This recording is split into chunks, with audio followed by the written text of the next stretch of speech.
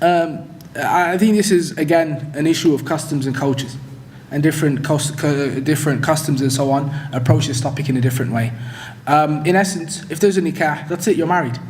You move in, you don't move in, you spend time sporadically, you spend time with this house or that house. All of that is a separate discussion to, the essence of the nikah not being there, and as a result of that, there not being a reason for that relationship to be there to begin with.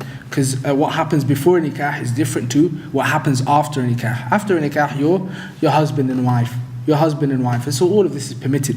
Is it something that is recommended to be separate from one another? Of course not.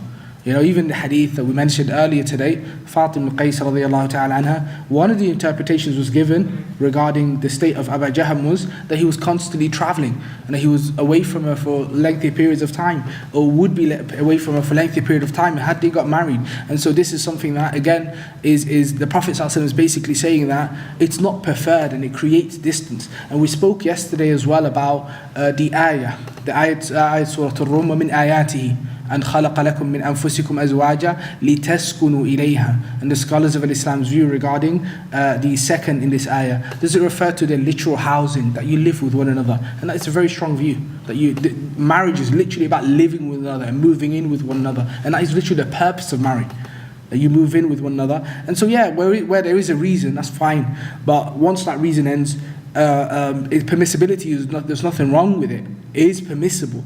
But once you're capable of doing that, or your circumstances such as being busy with uni or whatever, from actually focusing on your own house, then you should once that situation ends, focus on moving in together bi'idhnillahi tabaraka wa ta'ala.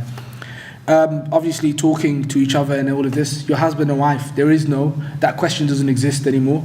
That was the discussion that we had before marriage, and what can happen and what can't happen.